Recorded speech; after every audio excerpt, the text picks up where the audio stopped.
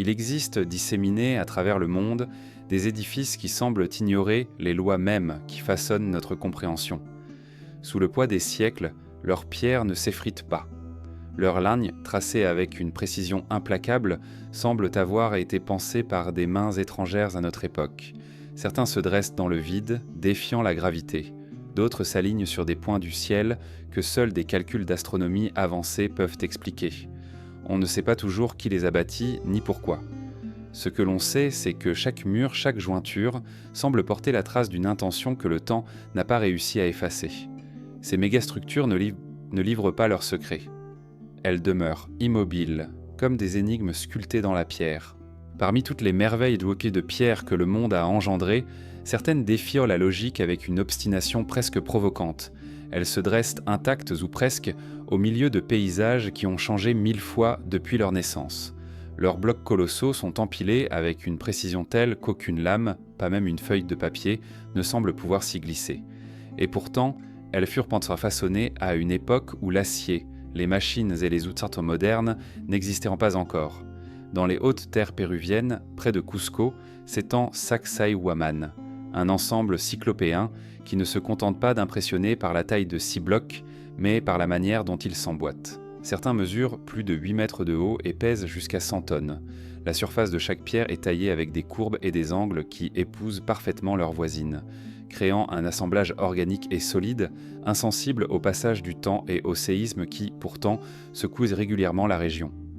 Comment ces pierres ont-elles été extraites, transportées et ajustées sans l'aide d'engins modernes? La question reste entière. Plus loin, sur l'île de Pâques, les Moaï dressent leur silhouette impassible contre l'océan. La plupart ignorent que nombre d'entre eux ne sont pas de simples statues, mais des structures profondément ancrées dans le sol, parfois reliées à des plateformes monumentales, les ahus construites avec une maîtrise des volumes et de l'équilibre tout aussi déroutante. Les blocs de basalte utilisés pour ces plateformes ne se trouvent pas toujours sur place. Certains ont été transportés sur des kilomètres à travers un terrain accidenté, puis disposés de manière à résister aux assauts constants du vent et des vagues. Au Liban, dans la plaine de la Bekaa, se trouve Baalbek et son célèbre Triliton. 3 blocs massifs, chacun pesant environ 800 tonnes, reposent défendant le mur d'un temple antique. Leur taille dépasse l'entendement et aucun témoignage écrit ne relate la méthode de leur mise en place. Même avec les moyens actuels, déplacer et ajuster de tels blocs représente un défi colossal. Pourtant, là, dans la lumière chaude du levant, ils demeurent immobiles depuis plus de 2 millénaires. En Bolivie, près du lac Titicaca, les ruines de Pumapunku offrent un autre mystère. Les blocs de grès et d'andésite y sont découpés avec une précision qui évoque la mécanique industrielle. Certains présentent des rainures et des encoches parfaitement droites, comme si une machine-outil les avait façonnés. Les angles droits sont si exacts que l'œil peine à y déceler la moindre irrégularité. Et cependant, aucun vestige d'outil métallique suffisamment avancé n'a été découvert sur place. Ces pierres qui n'auraient jamais dû tenir, selon nos critères modernes, sont aussi liées à des récits. Des traditions orales racontent que ces ouvrages furent érigés par des ancêtres dotés d'un savoir perdu, ou encore par des êtres venus d'ailleurs, capables de manipuler la matière par des moyens qui nous échappent. Bien que la science contemporaine préfère se concentrer sur des hypothèses plus terrestres, force humaine, ingénierie ingénieuse, système de leviers et de cordages, certaines caractéristiques persistent à résister aux explications simples. Il faut aussi considérer la durée. Nombre de ces structures ont résisté à des siècles de tempêtes, de tremblements de terre, d'érosion. Les mortiers sorxitanes, lorsqu'ils existent, semblent avoir des propriétés chimiques que nous ne reproduisons pas aisément aujourd'hui.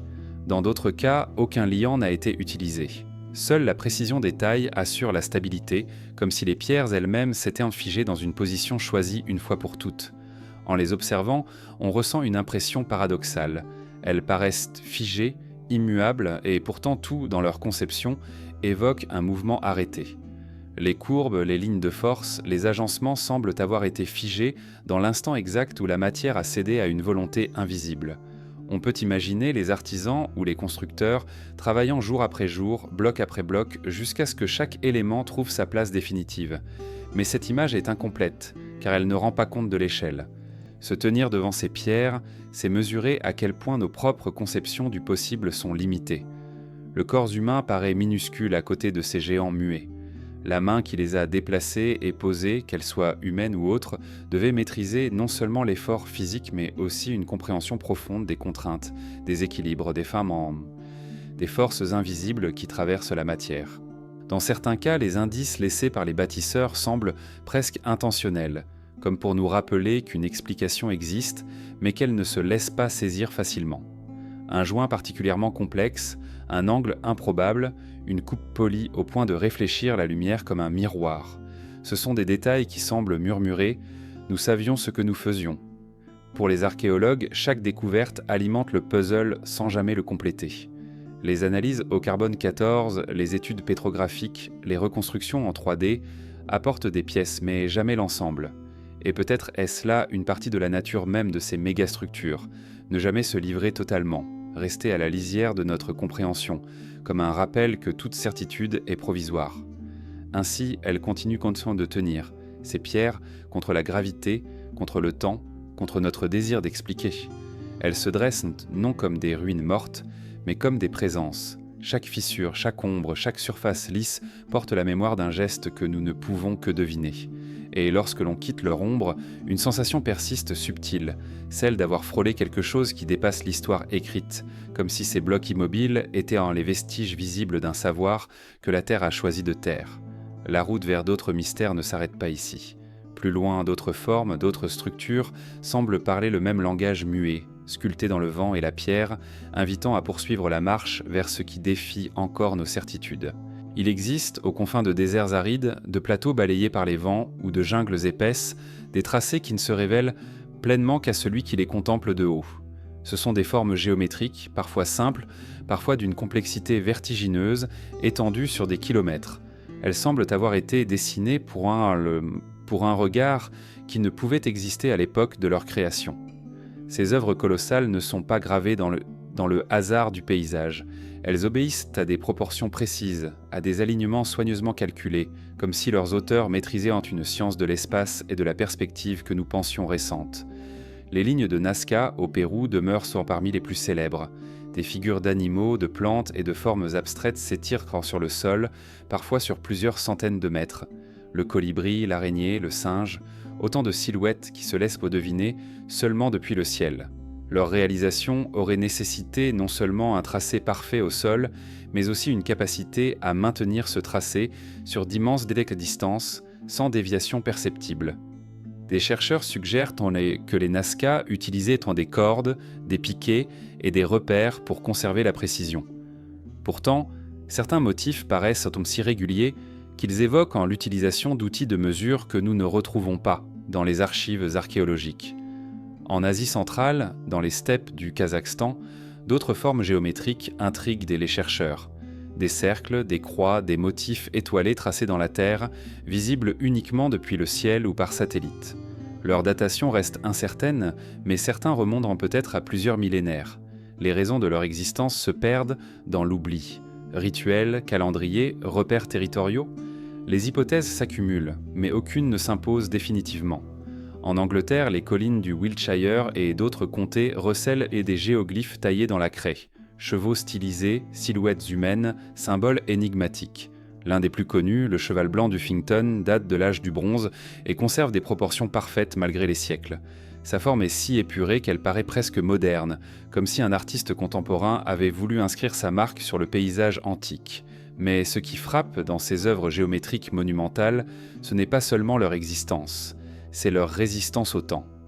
Les lignes, bien qu'exposées aux intempéries, restent visibles. Certaines se sont même inscrites plus profondément dans le sol, comme si la Terre avait choisi de protéger le message qu'elle porte. Au-delà de leur esthétique, beaucoup de ces figures révèlent des alignements astronomiques précis. Certaines suivent le lever ou le coucher du soleil lors des solstices et des équinoxes.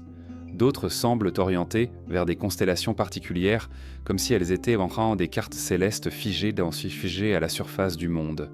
Cette corrélation entre ciel et terre laisse entrevoir un savoir ancien où l'observation astronomique n'était pas séparée de l'art ni de la spiritualité. À Palpa, non loin de Nazca, Des géoglyphes moins connus dessinent des figures humaines coiffées d'ornements. Leurs proportions, vues d'en haut, sont étonnamment justes et certaines incluent des motifs fractales avant l'heure, des formes répétées à différentes échelles, comme si leur créateur avait aperçu l'ordre caché dans la nature. Dans le désert d'Atacama, au Chili, se dresse le géoglyphe du géant d'Atacama, la plus grande figure anthropomorphe connue au monde. Haut de plus de 100 mètres, il arbore sur son corps une série de lignes et de symboles dont la signification échappe encore aux chercheurs. Certains y voient un calendrier lunaire, d'autres un code spirituel. On retrouve des traces similaires jusque dans les confins australiens, les immenses dessins aborigènes réalisés à même le sol, parfois pour n'être vus que par les esprits, selon les traditions orales.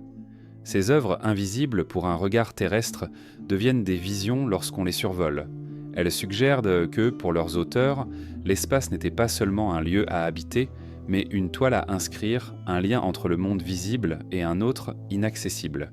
Il est frappant de constater que ces formes, si diverses dans le monde, partagent un langage commun. La maîtrise de la ligne, l'obsession de la proportion, l'inscription du temps dans la matière. Chaque figure semble porter un message, mais ce message est crypté, dissimulé derrière des siècles d'érosion et de silence. Pour tenter de comprendre, les archéologues tracent, mesurent, comparent. Ils repèrent d'abord les points communs, l'orientation vers les points cardinaux, les répétitions de certains motifs, la correspondance avec des événements célestes. Pourtant, même avec les outils de modernes, images satellites, relevés laser, simulations 3D, quelque chose échappe. Peut-être parce que la logique qui présidait à leur création n'est pas la nôtre. Ces ombres géométriques inscrites sur la peau du monde pourraient être des cartes, des récits, des prières figées. Elles pourraient être aussi le témoignage d'une pensée qui ne séparait pas l'art du savoir, qui voyait dans chaque forme tracée au sol une manière d'ancrer l'humain dans le cosmos. En les contemplant, on perçoit une inversion subtile. Ce ne sont pas seulement nous qui les observons, mais elles qui nous regardent, depuis leur immensité silencieuse. Elles semblent mesurer notre capacité à les comprendre, comme si elles attendaient en retard que nous retrouvions le fil d'une langue ancienne. Et lorsqu'on s'éloigne, quittant la hauteur qui les révèle, ces formes se fondent à nouveau dans la terre, invisibles aux passants. Mais elles restent là, immobiles, gardiennes d'un savoir qui n'a pas besoin d'être vu pour exister. Plus loin, au-delà de ces lignes et de ces cercles, d'autres constructions se dressent, non plus dessinées sur la terre, mais taillées dans la pierre elle-même, sculptées pour défier le ciel et le temps. C'est vers elles que nous allons à présent. Dans certaines régions du monde, les murs ne sont pas de simples assemblages de pierres destinés à protéger ou à délimiter. Ils sont des présences dressées depuis des temps si reculés que même la mémoire des peuples qui les ont bâtis s'est effacée. Leurs silhouettes traversent les âges, parfois mutilées par le temps, mais toujours debout, comme si une force invisible veillait à les maintenir. Ces murailles ne racontent pas seulement l'histoire d'un lieu, elles portent en elles un silence plus ancien que les archives, une énigme que ni l'érosion ni les siècles n'ont réussi à dissoudre.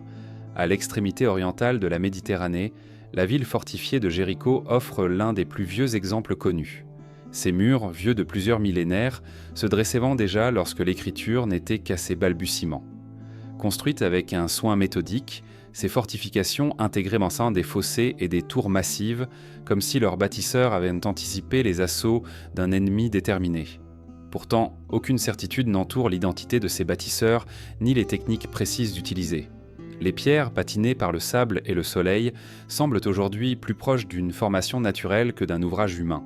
Et c'est peut-être là l'un de leurs secrets, se fondre dans le paysage pour survivre. En Amérique du Sud, les murs de Cusco, hérités des Incas, affichent un autre type de perfection. Leurs blocs polygonaux, taillés de manière à s'emboîter sans mortier, s'alignent avec une précision telle que même après des siècles de séisme, ils tiennent encore. Certaines pierres portent des angles complexes, comme si chaque bloc avait été pensé en fonction d'une logique organique et vivante. Les surfaces, polies avec patience, ne trahissent ni marque grossière d'outils, ni irrégularité majeure. Les habitants racontent que ces murs, par leur construction, absorbent et dissipent l'énergie des tremblements de terre.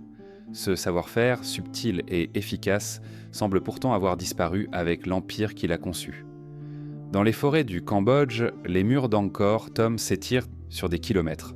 Massifs et imposants, ils enfermaient autrefois une ville entière, avec ses temples, ses places et ses canaux. Là, la pierre est devenue un organisme. Les racines des banians et des fromagers s'y sont infiltrées, écartant parfois les blocs, les réorganisant, comme pour participer à la construction. Ce mariage entre architecture et nature renforce l'impression que ces murs ne sont pas figés, mais qu'ils respirent lentement au rythme du temps. En Éthiopie, les muraillards de la cité d'Harar encerclent encore la vieille ville. Leurs portes, construites avec un équilibre parfait entre solidité et élégance, témoignent d'un art défensif qui n'était pas seulement fonctionnel, mais aussi symbolique. On raconte que chaque ouverture, chaque passage avait une signification précise, un rôle à jouer dans la circulation des habitants, comme dans la protection spirituelle du lieu. Certains murs semblent avoir été bâtis pour résister non seulement aux hommes, mais au temps lui-même. Au Japon, les remparts du château de Himeji reposent sur une technique de taille et d'agencement des pierres qui empêchent leur effondrement, même lors de violents séismes. Les blocs sont disposés de manière à se verrouiller mutuellement, comme si la construction tout entière avait été pensée pour bouger légèrement sans rompre. Mais il existe aussi des murs dont la présence semble dépasser la logique défensive. Dans les montagnes du Pérou, à Ollantaytambo, d'énormes blocs monolithiques composent un mur inachevé, comme si les bâtisseurs avaient entièrement disparu en plein travail. La taille de ces pierres et la précision des jointures défient tant l'idée d'un chantier abandonné par hasard. Ce mur, figé dans une incomplétude mystérieuse, laisse planer la question. Était-il destiné à protéger, à soutenir ou à transmettre un message par sa simple existence ? En Europe, les remparts cyclopéens de certaines cités antiques, comme Mycène ou Tirynthe, se distinguent par l'usage de blocs titanesques, assemblés avec une maîtrise qui ne correspond pas toujours aux capacités techniques attribuées à l'époque. Le terme cyclopéen lui-même reflète cette incompréhension. On imaginait que de tels ouvrages ne pouvaient avoir été construits que par des êtres mythiques, dotés d'une force surhumaine. Ces murs, si différents par leur époque, leur culture et leur fonction, partagent un point commun. Ils semblent faits pour durer bien au-delà de l'histoire de ceux qui les ont élevés. Leurs bâtisseurs savaient peut-être que les générations futures oublieraient leur nom, mais ils leur ont laissé des témoins muets, capables de survivre au bouleversement et à l'oubli. Ce qui frappe en les observant, c'est cette combinaison de simplicité et de complexité. Simples dans leur rôle apparent, en à protéger, délimiter, contenir, mais complexes dans leur exécution, dans la manière dont chaque pierre trouve sa place. Cette dualité, associée à la résistance au temps, suggère que la fonction de ces murs n'était peut-être pas seulement physique. Ils pouvaient aussi incarner la permanence d'une idée, d'une identité, d'un ordre cosmique que l'on cherchait à préserver. En longeant ces murailles, on sent parfois que leur force ne vient pas seulement de la matière qui les compose. C'est comme si elles concentraient, pierre après pierre, l'intention des mains qui les ont dressées, et que cette intention persistait, imperceptible mais réelle. Les murs deviennent alors autre chose qu'une frontière. Ils deviennent une mémoire condensée, une onde figée dans la matière. Mais même les murailles les plus robustes ne sont pas totalement immuables. Certaines s'effritent, d'autres se fissurent, révélant par endroits les couches de leur histoire. Des reconstructions, des ajouts et des réparations trahissent les interventions successives, comme si chaque génération avait voulu, à sa manière, inscrire sa trace dans cette continuité. Cette stratification, loin de diminuer leur mystère, l'épaissit. Et parfois, au détour d'un chemin, un pan de mur oublié, isolé dans un champ ou perdu dans la végétation, s'offre au regard. Il n'était relié à aucune structure visible, n'indique plus aucune limite claire. Il est là, seul, vestige inutile aux yeux modernes, mais toujours debout. Ces fragments solitaires y sont peut-être les plus troublants. Ils rappellent que la mémoire humaine s'efface, mais que la pierre, elle, garde une fidélité silencieuse. Au-delà de ces murs, d'autres édifices se dressent, non pas pour encercler ou protéger, mais pour converser avec le ciel. Ce sont des architectures où la pierre ne s'oppose plus au temps, mais s'aligne avec les astres, comme si les bâtisseurs avaient voulu dialoguer avec quelque chose de plus vaste encore que l'histoire. C'est vers ces structures que mène le chemin. Il existe à travers le monde des édifices qui ne se contentent pas d'être ancrés dans la terre. Ils dialoguent avec le ciel, épousent les mouvements du soleil, écoutent la trajectoire des vents. Leur géométrie n'est pas seulement le fruit d'un goût esthétique ou d'une nécessité pratique. Elle répond à une compréhension profonde des cycles cosmiques, comme si leurs bâtisseurs avaient voulu inscrire leur œuvre dans la mécanique même de l'univers. À l'aube, sur le plateau de Gizeh, les rayons du soleil glissent le long des arêtes de la grande pyramide et frappent avec une précision qui n'a rien de fortuit. Chaque face est orientée presque parfaitement vers un point cardinal, déviant de moins d'un demi-degré. La disposition des 3 pyramides principales reproduit à une échelle terrestre l'alignement des étoiles de la ceinture d'Orion. Cette correspondance, souvent discutée, continue de fasciner, car elle suppose non seulement une maîtrise de l'architecture monumentale, mais aussi une observation attentive du ciel, sur des années, peut-être des générations entières. À Stonehenge, en Angleterre, les pierres dressées forment un cercle et des alignements qui marquent les solstices et les équinoxes. Lors des levées et couchers de soleil au moment clé de l'année, la lumière passe entre certaines pierres pour illuminer des points précis. Ce n'est pas seulement un hasard de positionnement, l'ensemble reflète une intention, un choix délibéré d'orienter la pierre selon le rythme du ciel. On ignore si ces alignements étaient un et purement pratiques, pour prévoir les saisons agricoles, ou rituels, voire symboliques, mais leur précision prouve une connaissance astronomique avancée pour l'époque. Dans les Andes, le site de Machu Picchu ne se contente pas d'épouser les contours escarpés de la montagne. Certaines de ces structures, comme l'Intihuatana, semblent conçues comme des instruments d'observation solaire. Les ombres projetées sur ces surfaces varient selon les dates clés de l'année, offrant ainsi un calendrier naturel. Là encore, l'architecture ne sépare pas la fonction de l'observation cosmique. Au Yucatan, la pyramide de Kukulkan, à Chichen Itza, offre un spectacle singulier lors des équinoxes. Alors que le soleil décline, l'ombre des marches forme l'image ondulante d'un serpent qui descend le long de l'escalier nord. Ce phénomène attendu et précis révèle une fusion entre mythologie et ingénierie.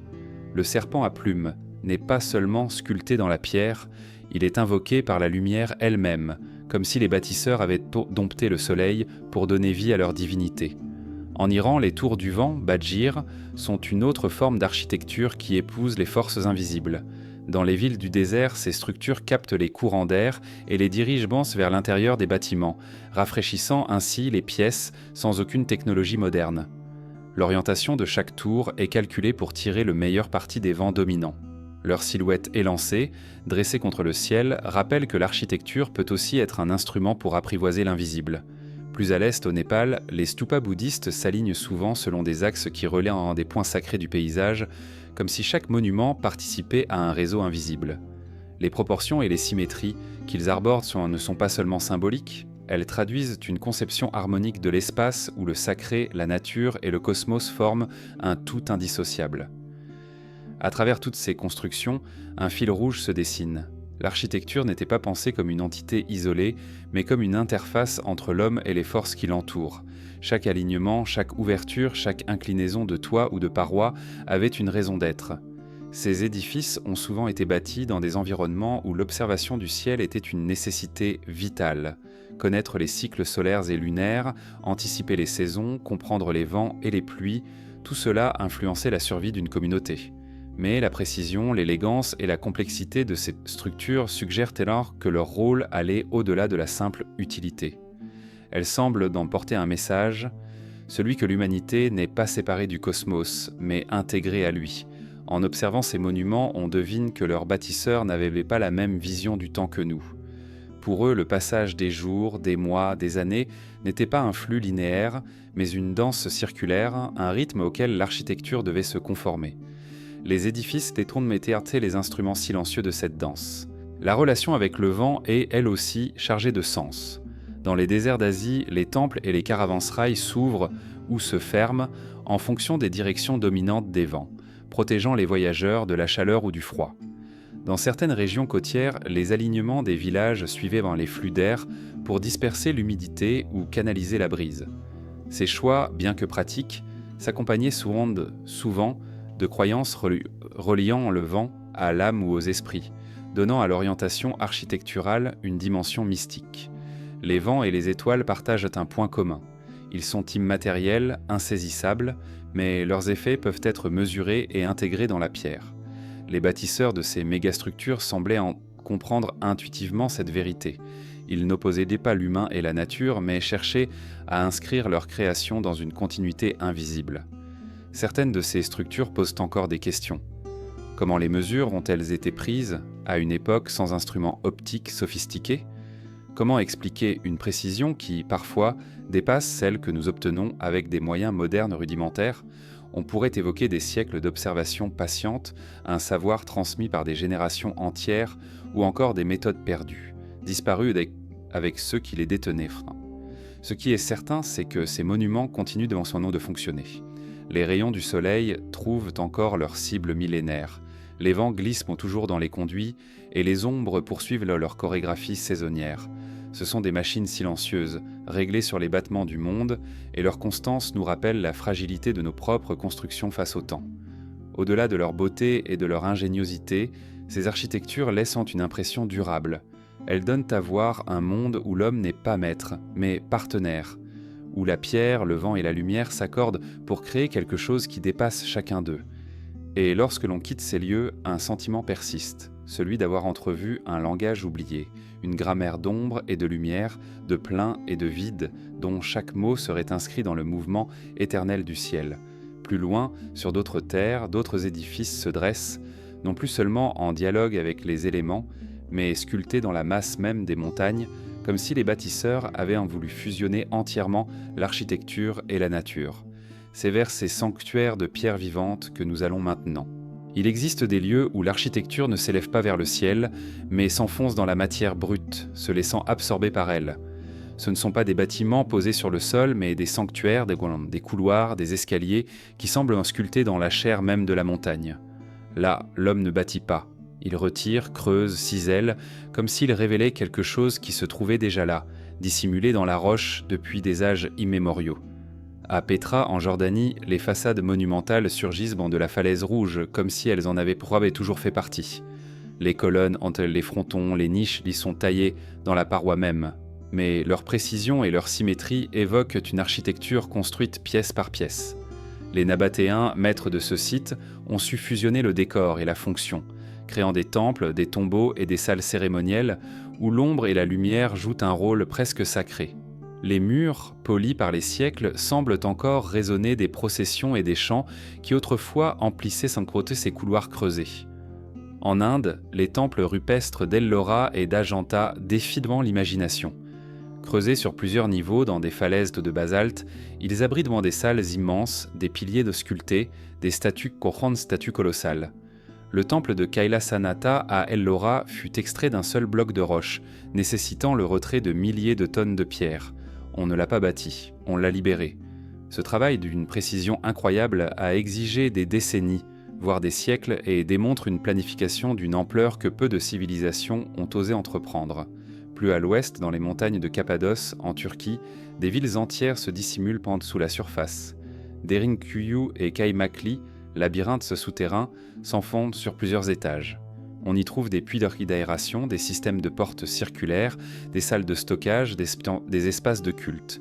La roche volcanique tendre se prête à la taille, mais la complexité de ces réseaux montre une connaissance avancée de la ventilation, de la structure et de la défense.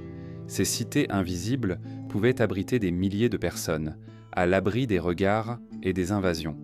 En Éthiopie, l'église Saint-Georges de Lalibela, creusée en forme de croix dans un monolithe de roche, est un autre témoignage de cette architecture inversée.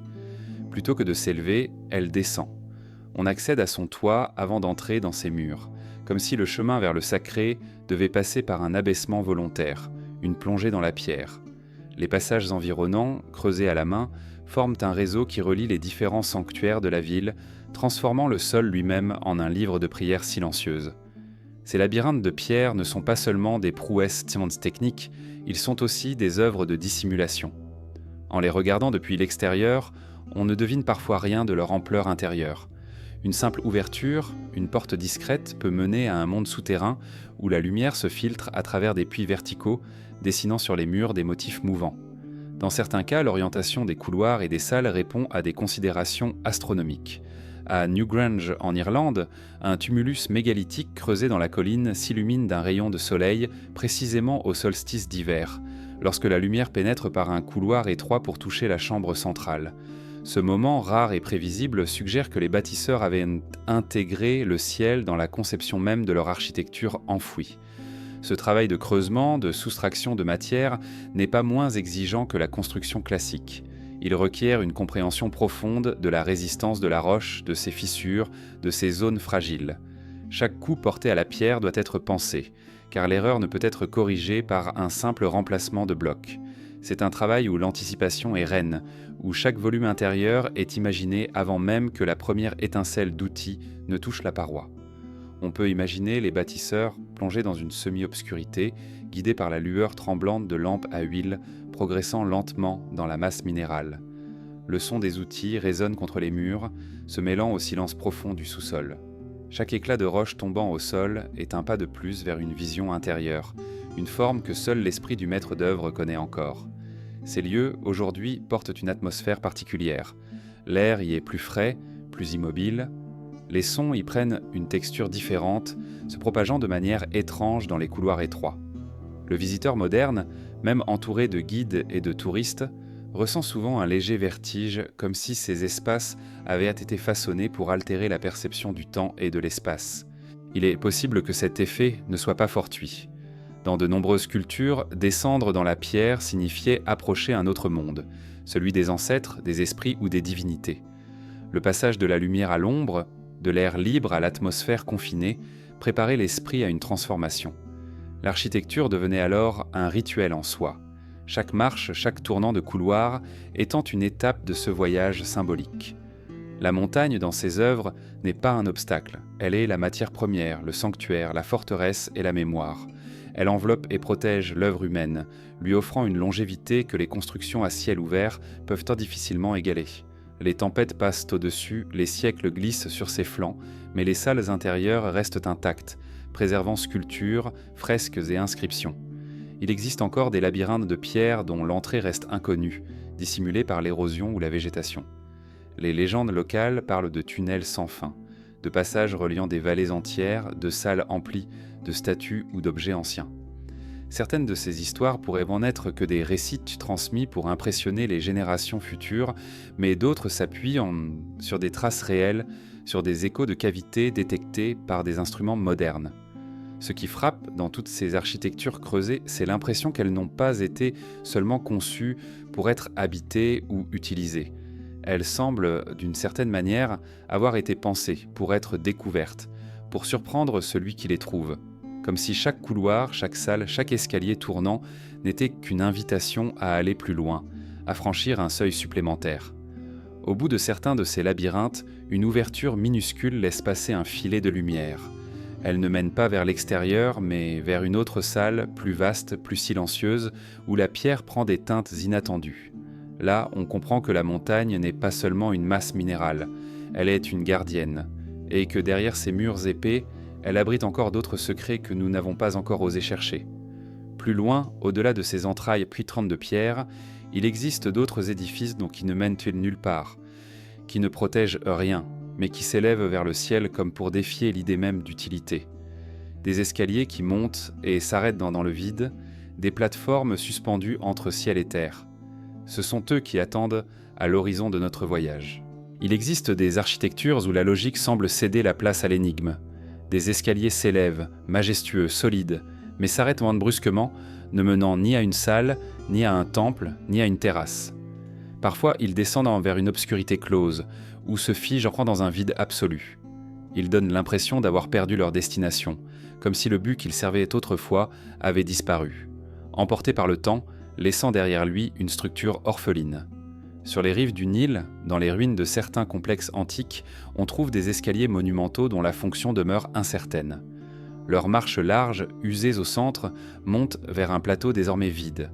Peut-être portaient-ils autrefois un autel, une statue colossale, un mécanisme oublié. Les archéologues avancent l'idée qu'ils servaient de gradins ou de tribunes pour des cérémonies, mais l'absence de traces évidentes rend cette hypothèse fragile. Ce qui demeure certain, c'est la sensation étrange qu'ils dégagent, celle d'un mouvement interrompu, d'une ascension stoppée nette. En Mésoamérique, certains temples précolombiens présentent des escaliers qui semblent disproportionnés par rapport aux bâtiments qu'ils desservent. À Teotihuacan, par exemple, de larges volets de marche s'élancent vers des plateformes dont les structures supérieures ont disparu, peut-être détruites par le temps, peut-être démontées volontairement. Mais même dépourvus de leur couronnement, ces escaliers gardent une aura de grandeur. Leur pente raide, leur alignement avec le soleil ou certaines étoiles suggèrent que leur rôle dépassait la simple circulation. Ils pouvaient incarner, physiquement, l'idée d'une élévation vers un autre plan, symbolique ou spirituel. Il existe aussi des escaliers qui défient de toute explication pratique.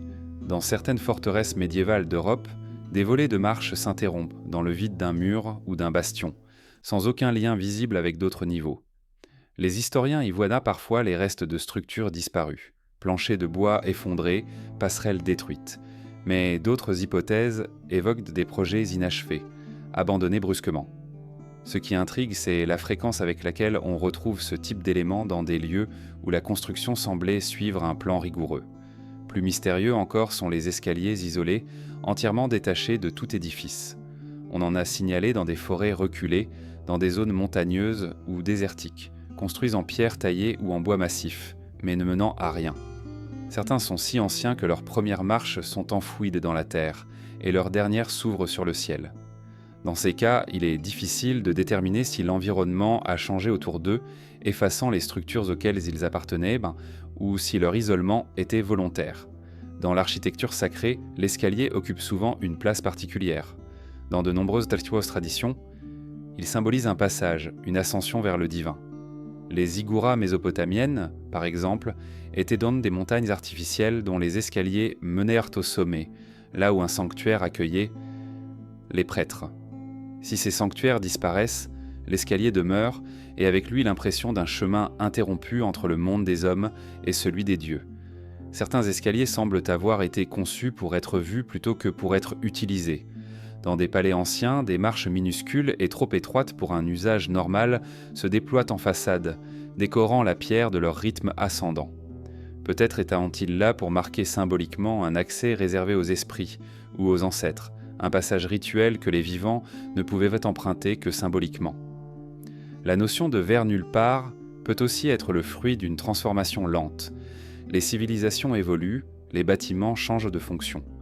Un escalier qui menait à un lieu sacré peut, après des siècles, déboucher sur un mur construit plus tard ou sur un vide causé par l'effondrement d'une aile entière.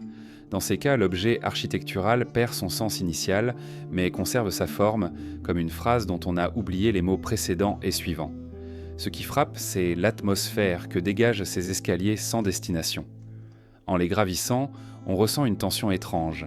L'esprit attend une arrivée, un seuil à franchir, mais le corps se heurte au vide ou à une surface close. C'est une architecture qui joue avec nos attentes, volontairement ou par accident, et qui laisse un sentiment d'inachèvement.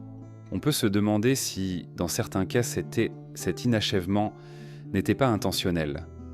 Dans certaines philosophies anciennes, le chemin compte plus que l'arrivée. Un escalier qui ne mène nulle part pourrait être une métaphore sculptée dans la pierre, rappelant que l'ascension spirituelle est infinie, que le sommet n'existe pas. Dans d'autres traditions, l'interruption pourrait marquer une limite sacrée, un point au-delà duquel l'homme ne doit pas aller. Les légendes locales amplifient parfois cette impression. Des récits parlent d'escaliers hantés où chaque marche franchie rapproche le voyageur d'un danger invisible. Dans d'autres histoires, gravir un certain nombre de marches provoquerait un événement surnaturel, comme si ces structures conservaient un lien avec des forces oubliées. Ces récits, qu'ils soient symboliques ou imaginaires, renforcent le caractère énigmatique de ces escaliers. On ne les voit plus comme de simples éléments architecturaux, mais comme des portes qui refusent de s'ouvrir, des trajectoires aux chiffres figés. Dans certaines régions, on retrouve aussi des escaliers inversés, des marches concétrants qui descendent profondément dans la terre mais s'arrêtent avant d'atteindre une destination claire. Parfois, ils finissent dans une paroi de roche brute. Parfois, dans une eau stagnante, ils donnent l'impression d'avoir été creusés pour atteindre quelque chose qui n'existe plus ou qui reste caché. Le plus déroutant est que ces structures, même isolées de tout contexte, continuent d'imposer leur présence. Un escalier en ruine, envahi de mousse ou de sable, attire l'œil comme un fragment d'histoire qui résiste à l'effacement. On ne sait pas ce qui se trouvait au sommet ou au bout de ces marches, mais on devine que cela avait une importance, un sens que la pierre garde jalousement. Et ainsi, ces escaliers deviennent des monuments à l'absence. Ils ne célèbrent pas ce qui est encore là, mais ce qui a disparu. Ils sont la trace matérielle d'un lien rompu, d'un passage fermé. En cela, ils ne sont pas moins fascinants que les grandes structures achevées, car ils nous rappellent que l'architecture est aussi faite de vide, d'absence et de mystère. Plus loin, au-delà de ces marches suspendues, d'autres structures se présentent comme des seuils immuables, des portes massives, closes depuis des siècles, scellées par la pierre et le silence. Elles promettent un passage, mais comme les escaliers vers nulle part, elles semblent avoir oublié la destination qu'elles gardèrent autrefois. C'est là que se dirige notre exploration. Elles se dressent encore, massives, gravées, parfois décorées de motifs dont la signification s'est dissoute dans le temps. Ce sont des portes qui ne s'ouvrent plus, enchâssées dans des murs qui n'encerclent plus rien, ou scellées depuis si longtemps que leur seuil est devenu une frontière immobile. Certaines donnent sur une paroi aveugle, d'autres s'ouvriraient, si on le pouvait, sur un vide ou un amas de pierre. Elles ne sont plus des passages, elles sont devenues des énigmes figées dans la pierre. À Mycène, la porte des Lions se dresse depuis plus de 3000 ans. Son linteau colossal, surmonté d'un relief représentant 2 félins, domine un passage étroit qui menait autrefois au cœur de la citadelle.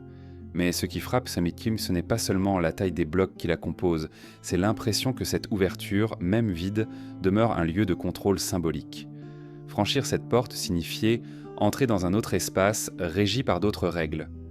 Aujourd'hui, elle n'ouvre plus sur une ville vivante, mais sur un site archéologique, et pourtant, l'impression d'être observée persiste. En Égypte, certains temples de la vallée du Nil présentent d'énormes portes monumentales, des pylônes de pierre flanqués de tours massives, dont l'accès est obstrué par des blocs scellés depuis des siècles. Derrière eux, les couloirs se perdent, inaccessibles, comme si les prêtres qui les fermèrent avaient voulu préserver un secret. Les hiéroglyphes gravés sur les montants racontent des histoires, énumèrent des noms de dieux et de rois, mais ils ne disent pas ce que la porte dissimule. À Tiwanaku, en Bolivie, se trouve la mystérieuse Porte du Soleil. Taillée dans un seul bloc d'andésite, elle porte des gravures complexes, centrées autour d'une figure solaire.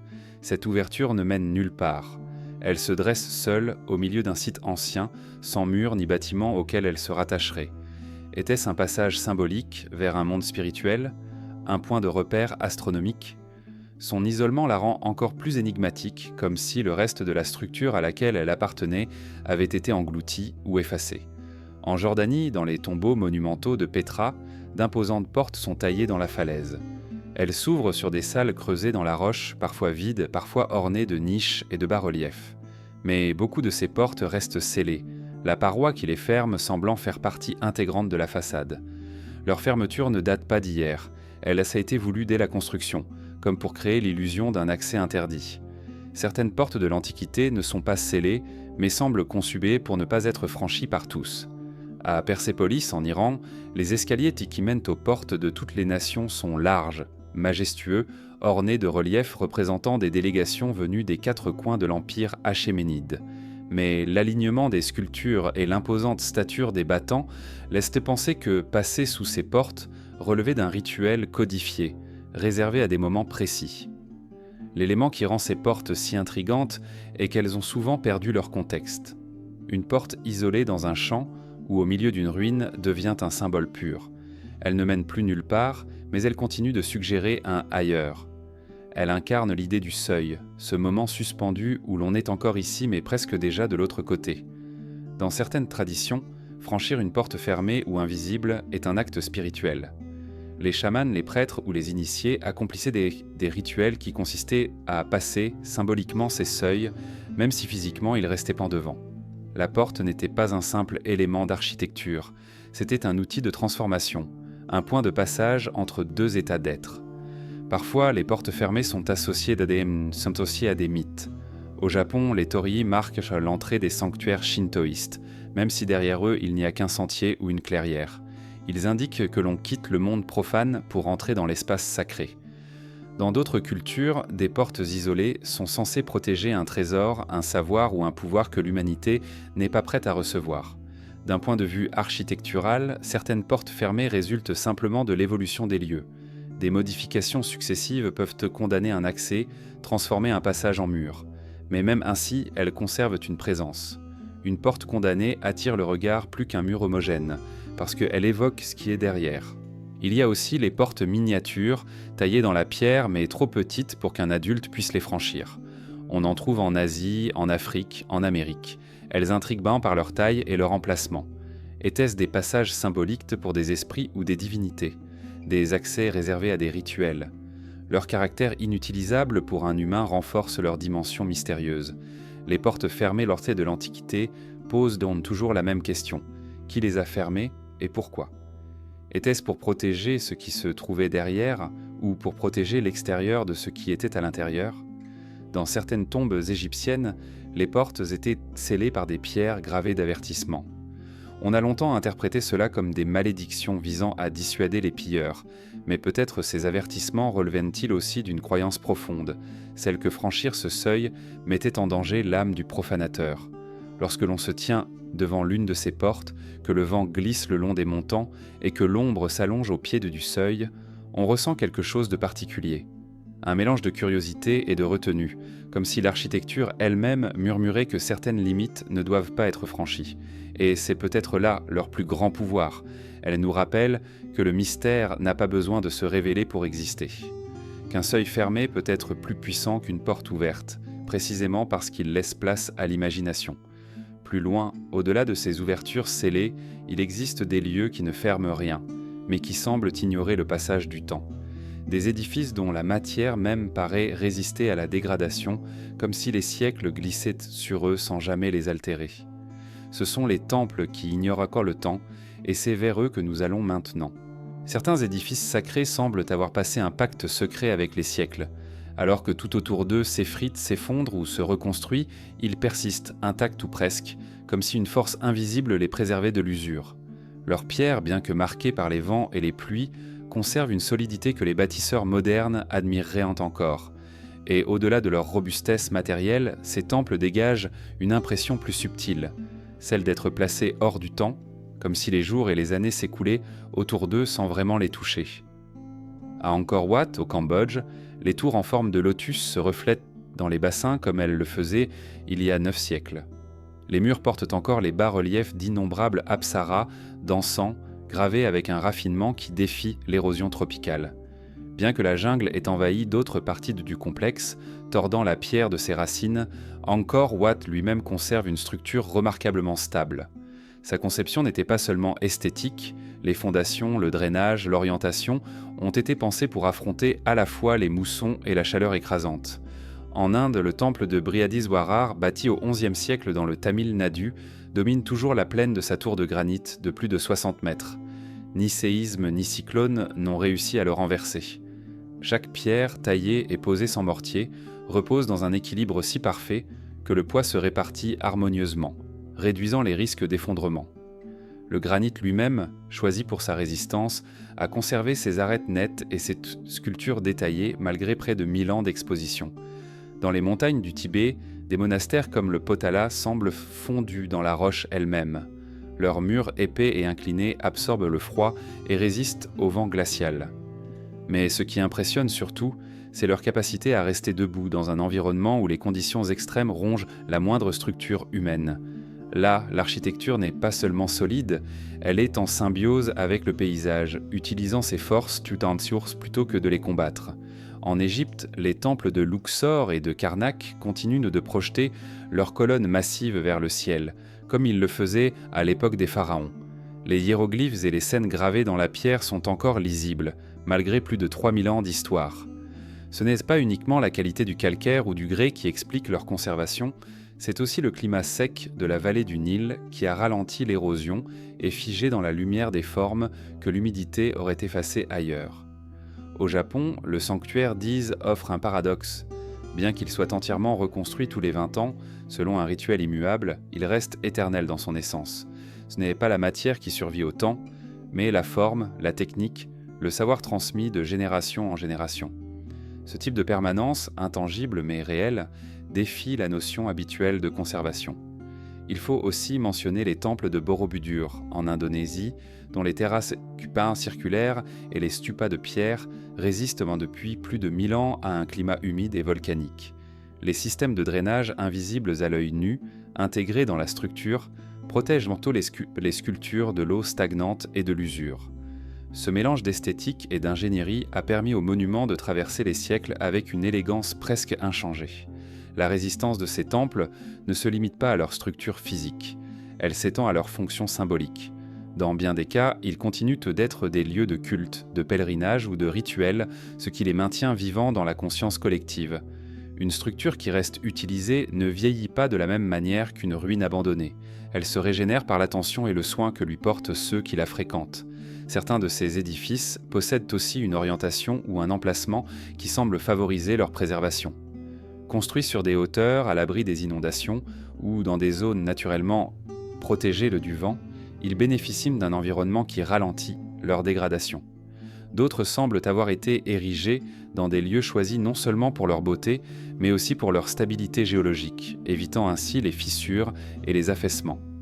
Il est fascinant de constater que, dans plusieurs cultures, la longévité d'un temple était perçue comme un signe de bénédiction divine. Un bâtiment qui survivait aux catastrophes, aux guerres et aux intempéries était vu comme protégé par les forces qui l'honoraient. Cette perception renforçait encore son aura, attirant plus de visiteurs et de protecteurs et contribuant ainsi, indirectement, à sa conservation. Mais il y a aussi des temples qui défient la logique par leur simple état de préservation. Certains se trouvent dans des régions où d'autres constructions contemporaines sont tombées en ruine depuis longtemps. Les raisons ne sont pas toujours claires, choix des matériaux, techniques oubliées, ou peut-être un mélange de facteurs physiques et culturels que nous ne comprenons pas encore complètement. En marchant dans ces lieux, on éprouve une sensation particulière. Les murs semblent te porter une respiration lente, comme s'ils se souvenaient de toutes les mains qui les ont touchés, de toutes les voix qui ont résonné entre eux. On peut fermer les yeux et imaginer les processions anciennes, les encens brûlants, les chants qui montaient vers les cieux. Cette continuité presque palpable est ce qui donne à ces temples leur impression d'immortalité. Et peut-être est-ce là la clé. Ils ignorent le temps non pas parce qu'il lui échappe physiquement, mais parce qu'il se trouve à l'intersection de la matière, de la mémoire et du sacré. Tant que leur signification perdure, tant que des êtres humains se tiennent devant eux pour les regarder avec respect ou dévotion, ils continueront d'exister, peu importe le nombre de siècles qui passent. Au-delà de ces sanctuaires pérennes, il existe d'autres formes de messages gravés dans la pierre, qui ne prennent pas la forme d'un bâtiment, mais d'un langage. Des symboles, des signes, des alphabets, sculptés dans des blocs ou des falaises, que nous pouvons encore lire ou deviner lorsque leur sens s'est perdu. Ces inscriptions, elles aussi, résistent au temps et certaines défient encore notre capacité à les comprendre. C'est vers elles que nous allons maintenant. Depuis la nuit des temps, l'humanité a voulu laisser des traces de ses pensées, de ses croyances, de ses alliances et de ses peurs. Bien avant que l'encre ne coule sur le papier, la pierre fut la page sur laquelle s'inscrivirent les messages les plus durables. Certains de ces écrits sont limpides, traduits et étudiés, révélant des chroniques entières de civilisations disparues. D'autres, en revanche, restent muets. Ils se présentent à nous comme des codes, gravés avec une précision parfois vertigineuse, mais dont le sens s'est échappé, laissant derrière lui un mystère aussi solide que la roche qui le porte. Sur les plateaux égyptiens, les hiéroglyphes couvrent les parois des temples, les stèles funéraires et les obélisques. Chaque signe, chaque figure est porteur d'un sens précis, combinant sonorité et image. Mais au-delà de ceux que nous savons lire, il existe des inscriptions partiellement effacées, volontairement codées, ou appartenant à des phases de la langue encore mal comprises. Certaines scènes murales montrent des objets, des constellations ou des gestes rituels dont l'interprétation divise les chercheurs. On sait que l'écriture égyptienne ne servait pas seulement à transmettre des informations, elle était elle-même considérée comme dotée d'un pouvoir, capable d'agir sur le monde en nommant les choses. Plus loin, dans la vallée de l'Indus, des milliers de petites inscriptions gravées sur des sceaux et des tablettes d'argile continuent de défier les linguistes. Les symboles, courts et répétitifs, pourraient représenter une langue entière, mais aucun texte bilingue, équivalent à la pierre de Rosette, n'a été découvert pour les déchiffrer. Les motifs qui les accompagnent, animaux stylisés ou figures géométriques, renforcent l'impression que chaque gravure condense à la fois un message et un emblème. En Amérique du Sud, les pétroglyphes gravés dans la roche des Andes racontent une autre forme de langage. Des spirales, des lignes ondulantes, des figures humaines schématiques se répètent sur des kilomètres. Certaines semblent représenter des cartes, d'autres des alignements stellaires. Leurs auteurs, souvent pré-incas, ont utilisé des techniques de martelage et de polissage pour entailler la pierre de manière durable. Pourtant, sans les clés culturelles de l'époque, il est si difficile de dire s'il s'agissait de récits, de repères territoriaux ou d'outils pour l'observation du ciel. Sur l'île de Pâques, les tablettes rongo-rongo, couvertes de signes sculptés, demeurent l'un des grands mystères de l'écriture ancienne. Chaque glyphe représente un objet, un animal ou un être humain, parfois stylisé jusqu'à l'abstraction.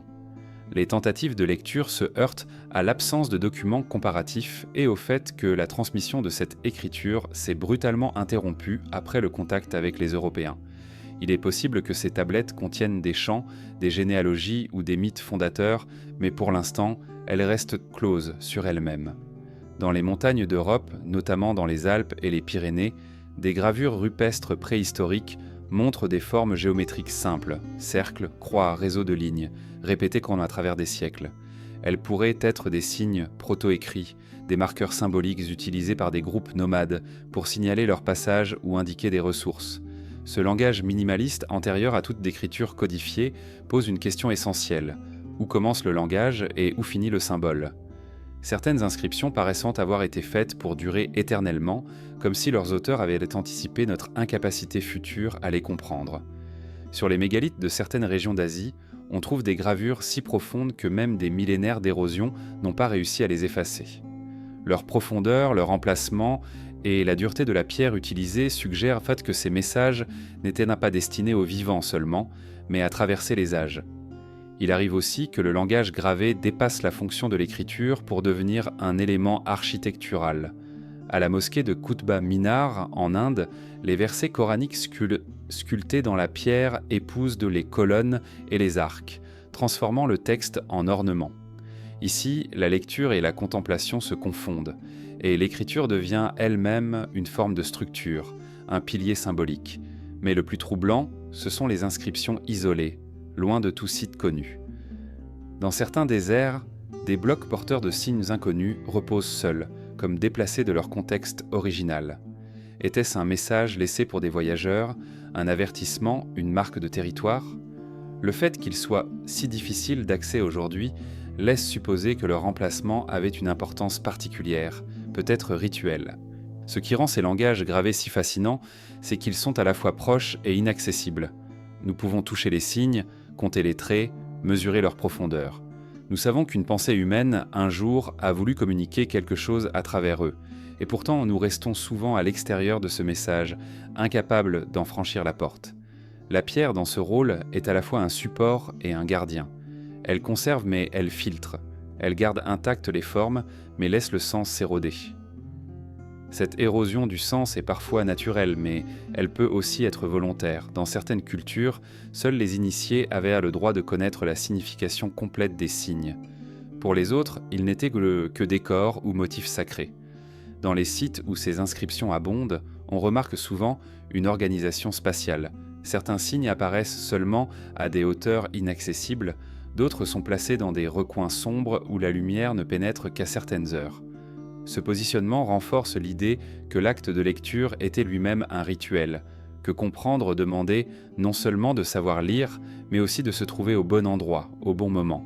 Ces gravures nous rappellent que le langage n'est pas seulement une suite de mots ou de sons, c'est aussi un espace, une expérience. Le texte devient un lieu à visiter, un seuil à franchir avec les yeux et l'esprit. Et lorsque nous quittons ces pierres gravées, nous emportons avec nous cette sensation d'avoir vu une pensée pétrifiée, un message figé dans une forme matérielle qui lui survit.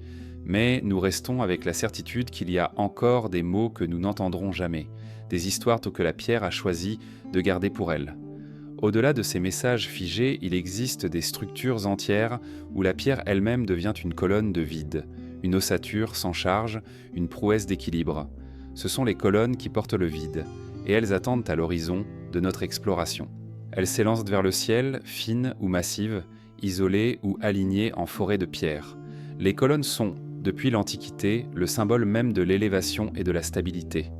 Pourtant, dans certains sites anciens, elles se dressent aujourd'hui sans rien soutenir, porteurs d'un vide qui intrigue autant qu'il fascine. Elles ne tiennent plus de plafond, ne soutiennent plus de toit. Elles sont devenues elles-mêmes la finalité, des vestiges d'architecture disparus, ou peut-être des monuments autonomes, conçus pour exister ainsi.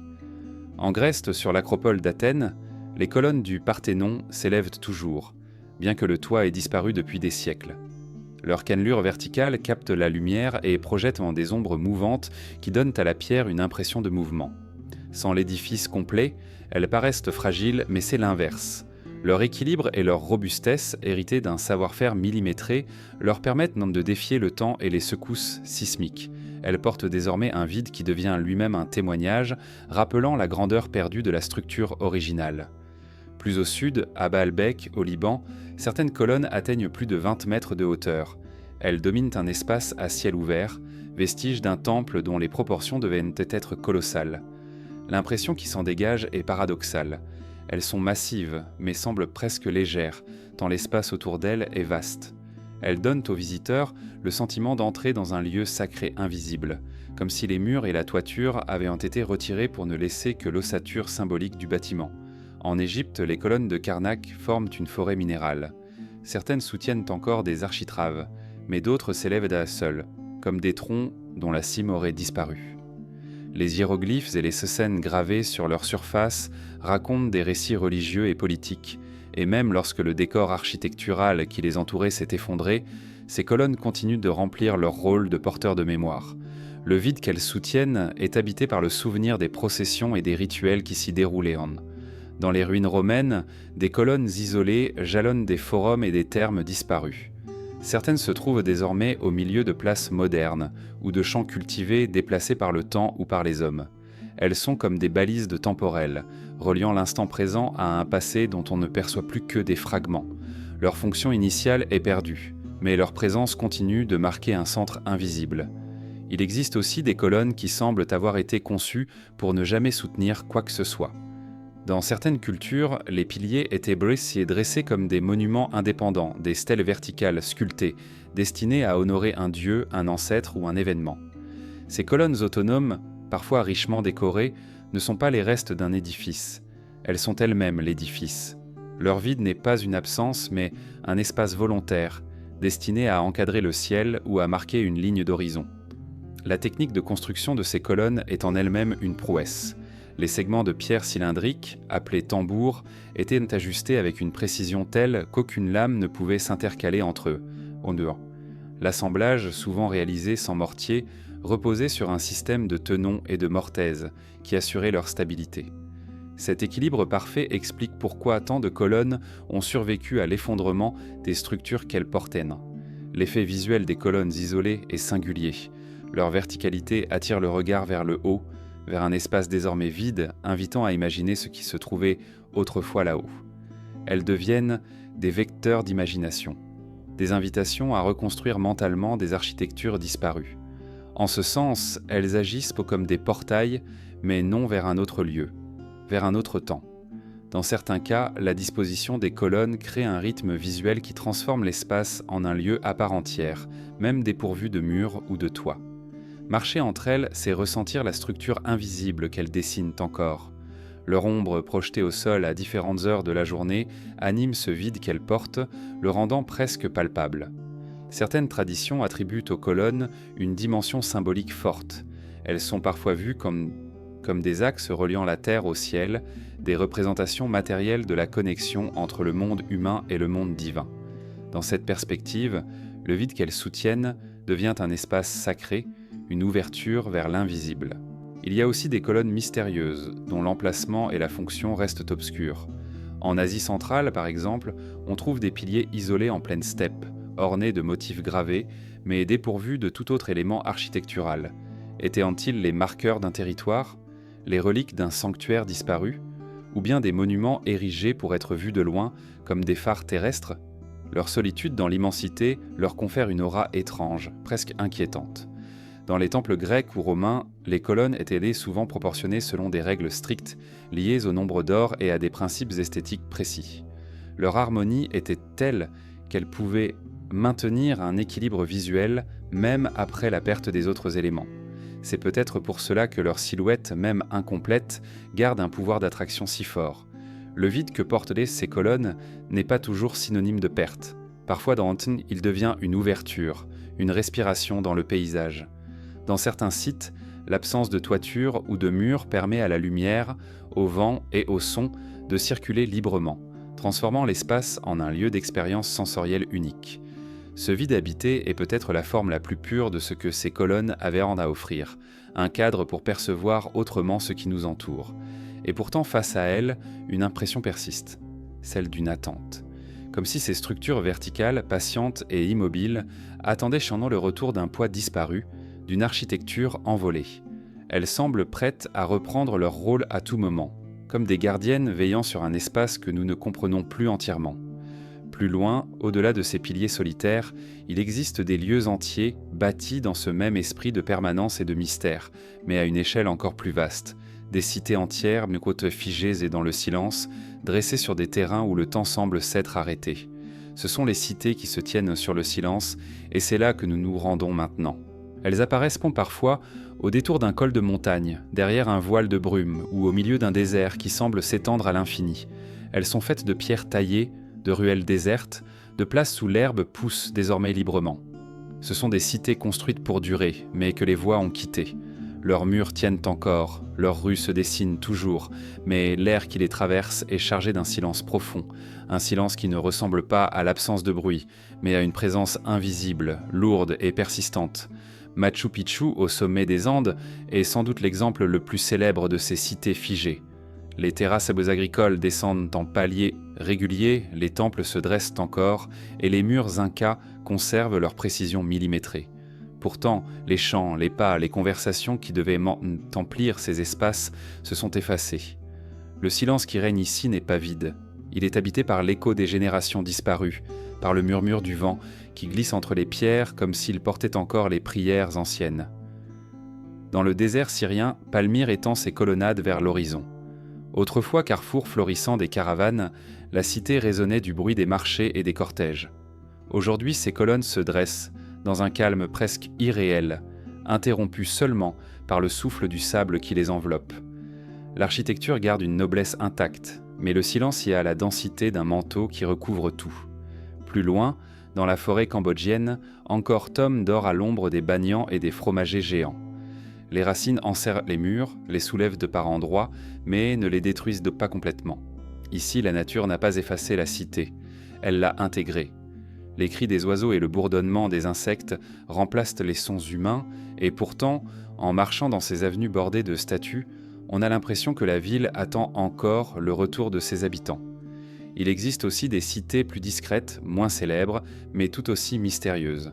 En Afrique, des Ruma et le Krin, les ruines de Great Zimbabwe s'étendent sur des collines et des vallées. Les murs de granit, hauts de plusieurs mètres, entourent derrière des espaces dont la fonction reste en partie inconnue. On ignore encore ce qui a poussé les habitants à quitter cette ville, laissant derrière eux un dédale de pierres parfaitement ajusté, résistant à la pluie et au soleil depuis des siècles. Dans les montagnes du Yémen, les villes anciennes bâties en pisé et en pierre se fondent avec les falaises. Certaines sont encore habitées, mais d'autres sont entièrement vides, figées dans un état de veille étrange. Le vent y circule comme un visiteur respectueux, effleurant les portes closes et les fenêtres sans vitres. Le silence de ces cités n'est pas uniforme. Parfois, il est doux, presque apaisant, comme dans certaines villes méditerranéennes abandonnées où la mer rythme encore le temps. Parfois, il est oppressant, comme si chaque pierre retenait une histoire inachevée, un drame figé dans la matière. Dans tous les cas, il agit sur le visiteur. On y marche différemment. On y parle plus bas, comme si le lieu imposait ses règles invisibles. L'abandon de ces cités n'a pas toujours la même cause. Certaines ont été vidées par la guerre ou les catastrophes naturelles, d'autres ont été désertées après des changements économiques ou climatiques. Mais toutes partagent ce moment où la vie humaine s'est retirée, laissant l'architecture intacte. C'est cette coexistence de la permanence et de l'absence qui leur donne leur force mystérieuse. Le silence n'est pas seulement l'absence de son humain, il est aussi la transformation des espaces. Dans une ville vivante, l'architecture est en mouvement. Portes qui claquent, volets qui grincent, pavés qui résonnent sous les pas. Dans une ville morte, ces gestes disparaissent et la matière elle-même semble se figer. Les murs deviennent des surfaces closes, les places des espaces immobiles. Le moindre bruit extérieur, le cri d'un oiseau, le craquement d'une branche, prend alors une dimension démesurée. Dans certaines cités, le silence est renforcé par l'échelle monumentale des lieux.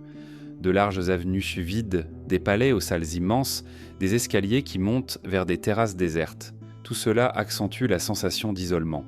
On se sent petit, presque intrus, comme si la ville avait conservé sa dignité et que notre présence était tolérée mais non souhaitée. Il arrive aussi que des villages entiers, figés dans le temps, soient restés presque intacts grâce à des conditions particulières. Dans les régions arides, l'absence d'humidité empêche la décomposition rapide des matériaux. Dans d'autres cas, l'isolement géographique protège les ruines des pillages et des modifications. Ces conditions créent des bulles temporelles, où l'on peut marcher sur les mêmes pavés que ceux qui furent foulés des siècles plus tôt, sans qu'ils aient changé d'aspect. Mais ce qui fascine le plus dans ces cités, c'est que, malgré leur silence, elles parlent, pas par des mots, mais par leurs alignements, leurs proportions, leurs choix de matériaux. Une ville construite pour résister aux assauts raconte la peur et la stratégie. Une ville tournée vers un fleuve ou la mer raconte l'ouverture et l'échange. Même abandonnées, ces cités restent des textes, des archives inscrites dans la pierre et l'espace. Les mythes locaux entretiennent souvent la légende de ces lieux. Certains racontent que la ville n'a pas vraiment été abandonnée, mais qu'elle existe toujours dans un autre plan, accessible seulement à certaines époques ou à certaines personnes. D'autres parlent de malédictions qui frappent ceux qui osent s'installer dans les ruines. Ces histoires, qu'elles soient symboliques ou inventées, contribuent à renforcer l'aura du lieu, à prolonger son silence au-delà du tangible. Il existe aussi des cités englouties, invisibles à l'œil nu, mais dont le silence est encore plus profond.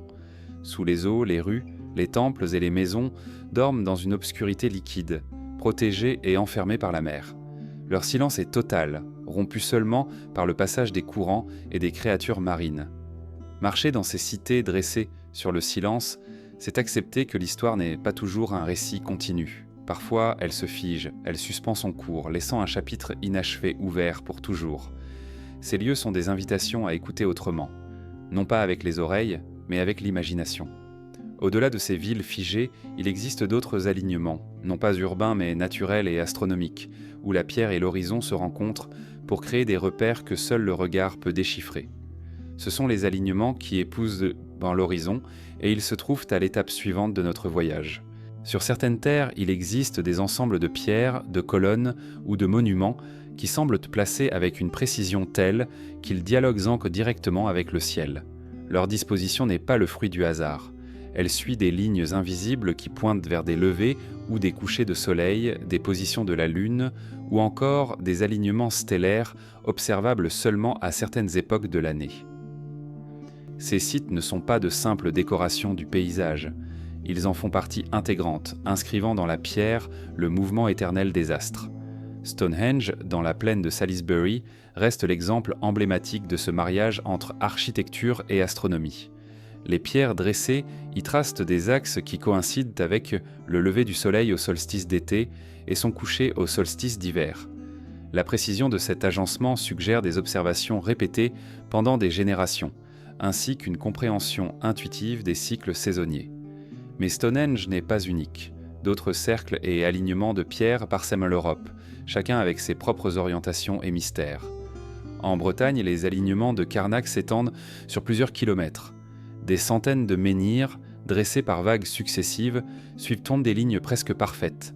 Certaines correspondent à des repères solaires, d'autres semblent marquer des points liés au mouvement de la Lune. La fonction exacte de ces alignements reste incertaine. Servaient-ils de calendrier, de lieux rituels ou d'outils de navigation terrestre ?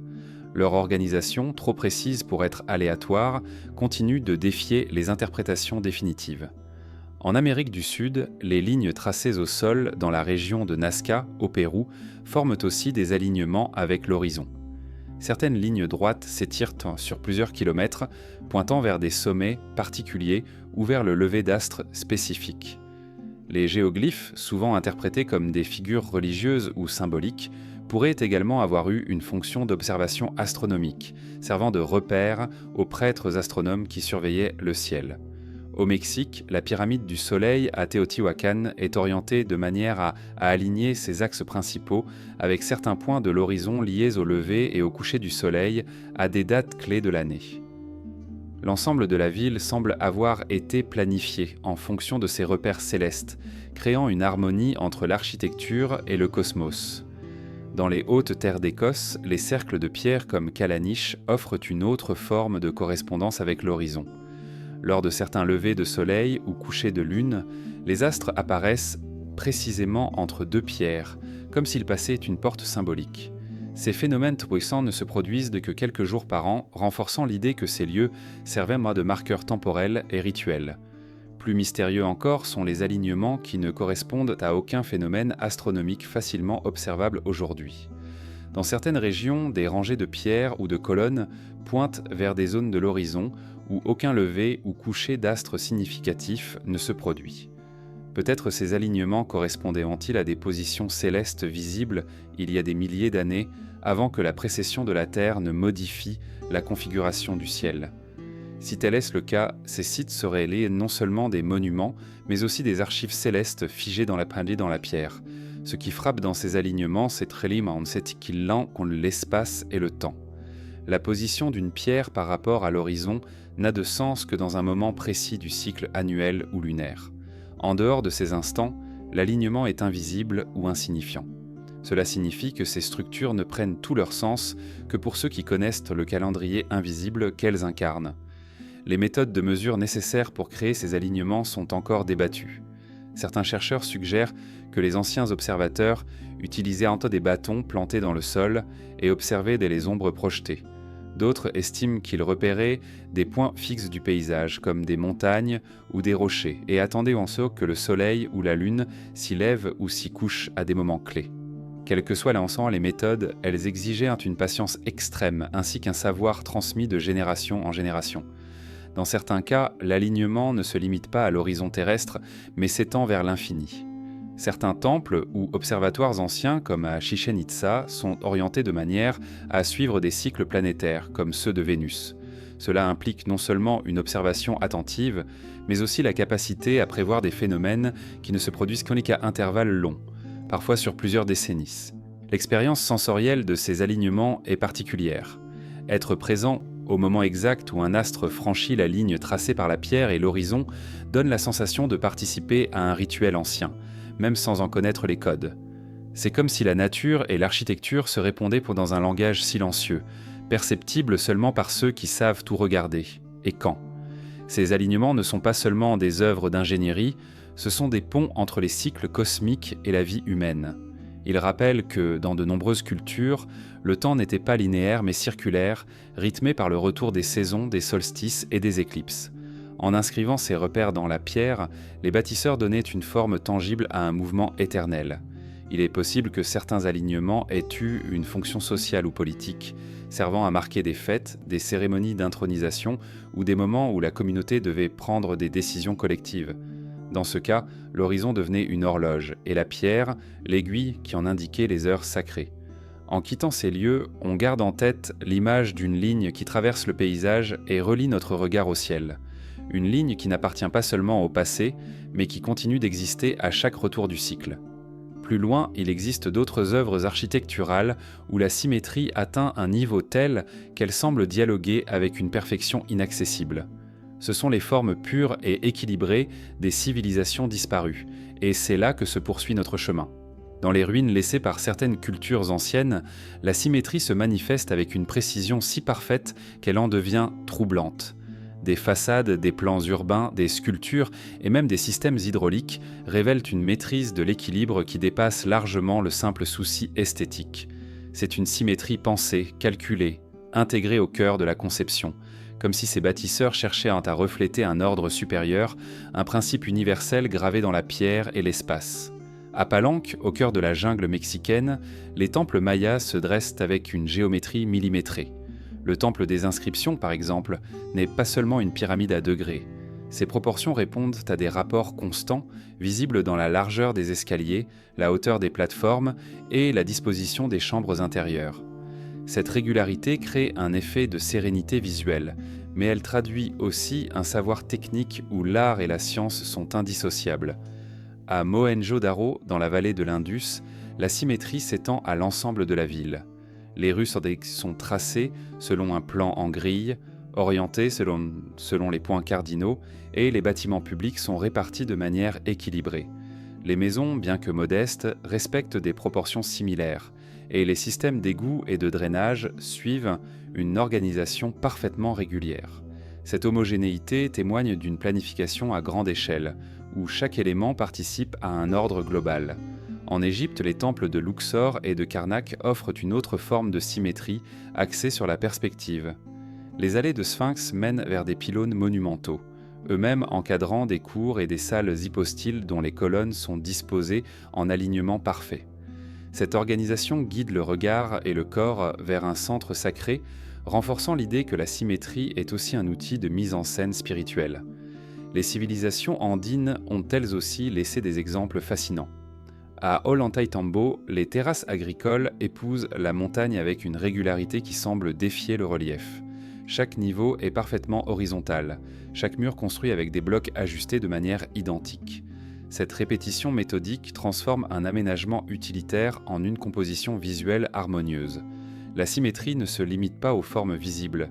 Elle se retrouve aussi dans les proportions invisibles, comme le rapport entre la largeur et la hauteur d'un bâtiment ou la distance entre deux éléments clés.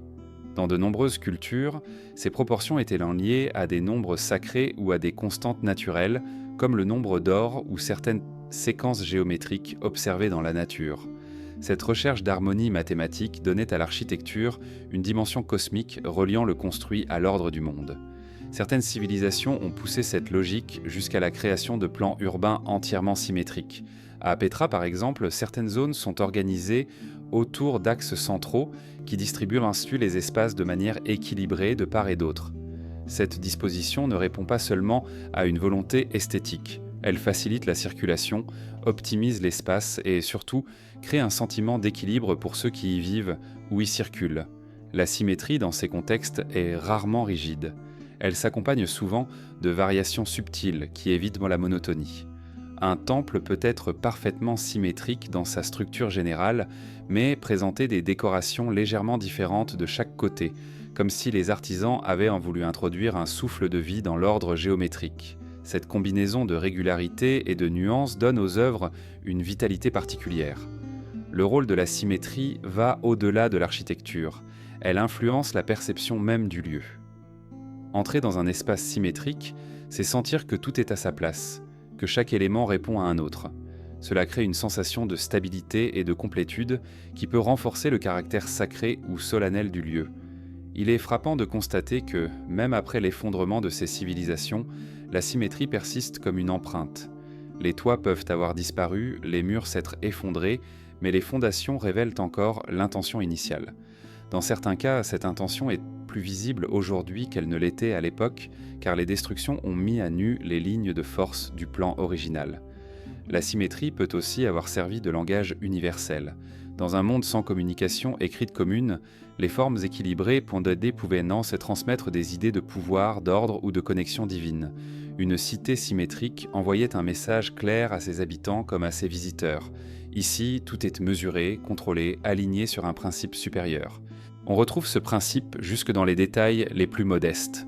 Les mosaïques, par exemple, reproduisent souvent des motifs symétriques, qu'il s'agisse de formes géométriques ou de représentations florales stylisées. Ces répétitions créent une continuité visuelle entre l'ornement et l'architecture, renforçant l'impression que tout fait partie d'un même système cohérent. Il existe cependant des symétries plus énigmatiques, qui semblent aller au-delà de la simple esthétique. Dans certains sites, les alignements architecturaux correspondent à des phénomènes astronomiques précis. La façade d'un temple peut être orientée de manière à ce que la lumière du soleil ou de la lune éclaire un point central à des moments particuliers de l'année. Ici, la symétrie devient un outil pour capturer un instant, un dialogue entre la pierre et le ciel. La persistance de ces formes dans le temps témoigne de leur puissance. Même lorsqu'elles ne sont plus comprises ou utilisées selon leur fonction originale, elles continuent d'attirer et d'impressionner. Les visiteurs modernes, qu'ils soient archéologues ou simples curieux, ressentent instinctivement la force d'une composition équilibrée. Et peut-être est-ce là l'un des grands messages laissés par ces civilisations disparues. L'harmonie est une forme de langage qui traverse les époques.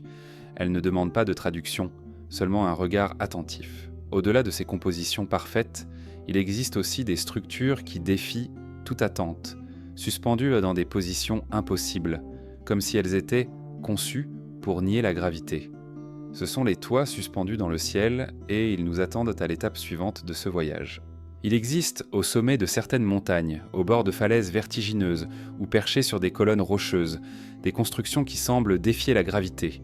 Leurs toits, visibles de loin, semblent flotter au-dessus du vide, comme suspendus entre la terre et le ciel. Ces architectures, improbables par leur emplacement, fascinent autant par leur prouesse technique que par l'aura de mystère qui les entoure. Elles évoquent un désir humain de se rapprocher du divin ou de se retirer du monde, au point de bâtir là où personne n'aurait osé poser la première pierre. En Grèce, les monastères des météores donnent l'impression d'avoir poussé comme des fleurs de pierre sur les pitons rocheux qui dominent la plaine de Thessalie. Construits à partir du XIVe siècle, ils étaient accessibles uniquement par des échelles amovibles ou des filets suspendus, ce qui les protégeait des invasions. Leurs toits de tuiles rouges contrastent avec la roche grise et semblent flotter dans l'air. Ce choix d'isolement extrême n'était pas seulement défensif, il traduisait une volonté de vivre dans un espace liminal, à la frontière entre le monde terrestre et le royaume spirituel. En Chine, le monastère suspendu de Xuankong, accroché à la falaise du mont Heng, défie toute logique. Ces bâtiments en bois s'imbriquent dans les anfractuosités de la roche, soutenus par des poutres fixées directement dans la paroi. Depuis plus de 1000 ans, ils résistent au vent, aux pluies et au temps, comme si la montagne elle-même le tenait en équilibre. L'ombre de ces toits effilés se projette sur le vide, et les couloirs intérieurs donnent l'impression de marcher au-dessus des nuages. Au Bhoutan, le monastère de Takchang, surnommé le Nid du Tigre, est perché sur une falaise à plus de 3000 mètres d'altitude. Les légendes racontent qu'un maître bouddhiste y serait arrivé à dos de tigresse volante. La réalité de sa construction est tout aussi incroyable. Chaque poutre, chaque tuile a été transportée à dos d'homme ou d'animal sur des sentiers abrupts. Le résultat est un ensemble qui semble posé là par miracle, ces toits dorés captant la lumière du soleil comme une offrande permanente au ciel. En Turquie, les maisons troglodytes de Cappadoce et les églises creusées dans les cheminées de fées semblent elles aussi suspendues dans l'espace. Certaines comportent des extensions en bois ou en pierre qui surplombent le vide, donnant l'impression que le toit flotte au-dessus du paysage volcanique. Ici, la limite entre architecture et géologie est si mince que l'on ne sait plus si l'homme a façonné la roche ou si la roche a dicté la forme de l'habitat. Il existe aussi des toits suspendus qui ne sont pas bâtis sur des hauteurs extrêmes, mais qui donnent cette illusion par leur conception. Les temples japonais de Kiyomizu-dera, par exemple, reposent sur d'immenses piliers de bois qui prolongent la structure au-dessus d'une pente raide. Depuis la plateforme principale, le vide s'ouvre sous les pieds et le toit qui abrite cet espace semble littéralement flotter dans l'air. La construction de ces édifices relève souvent d'une ingéniosité rare. Le choix des matériaux, l'orientation face au vent, la répartition du poids, tout doit être pensé pour éviter l'effondrement. Dans certains cas, la structure principale repose sur des points d'ancrage invisibles depuis l'extérieur, ce qui renforce l'impression de suspension. Dans d'autres, c'est la légèreté apparente des matériaux qui donne au toit cet aspect flottant. Ces toits suspendus sont souvent liés à des fonctions sacrées ou méditatives. Le fait de placer un bâtiment dans un endroit difficile d'accès crée une séparation physique et symbolique avec le reste du monde. L'ascension vers ces lieux devient un rite en soi, une épreuve qui prépare le visiteur ou le pèlerin à l'expérience qu'il vivra une fois arrivé. Le toit, visible depuis la vallée ou la plaine, devient un repère spirituel, un point fixe vers lequel convergent les regards. Dans certaines cultures, ces architectures sont aussi perçues comme des médiateurs entre les forces du ciel et de la terre. Leur emplacement, à mi-chemin entre les deux, symbolise une rencontre, un équilibre fragile mais sacré. Les toits captent la lumière, la pluie, parfois même le son du vent, et redirigent ces éléments vers l'intérieur du sanctuaire. L'impact visuel de ces constructions est amplifié par leur isolement. En les approchant, on réalise que leur fragilité apparente cache en réalité une solidité impressionnante. Les toits peuvent être réparés ou remplacés au fil des siècles, mais la structure qui les soutient reste ancrée à son promontoire, défiant l'érosion et le temps.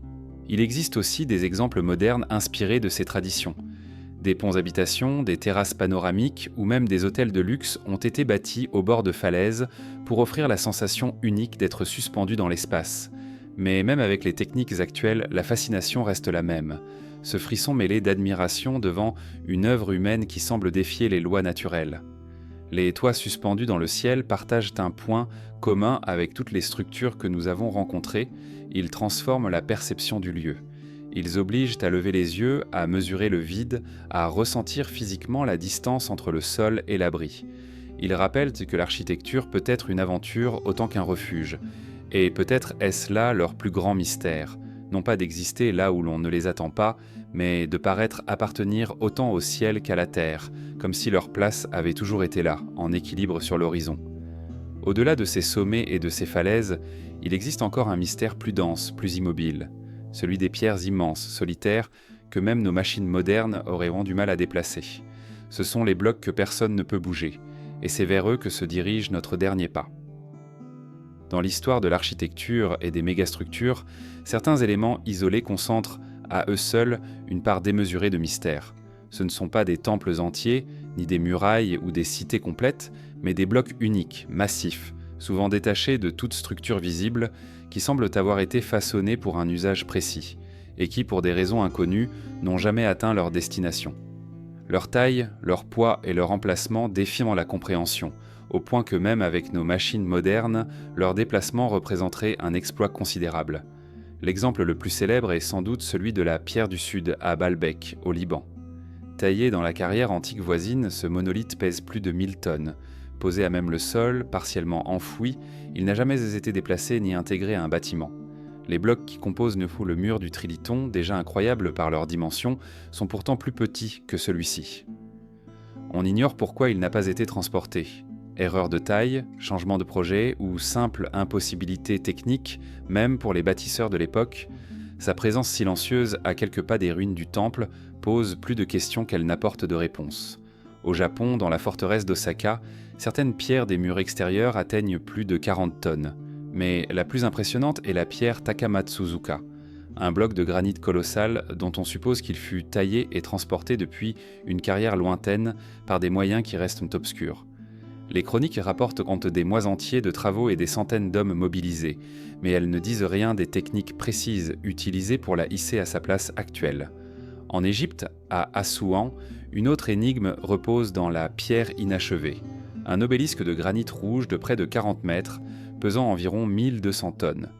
Resté dans sa carrière, fissuré avant même d'être extrait, il montre encore les marques d'outils qui témoignent de l'effort titanesque entrepris.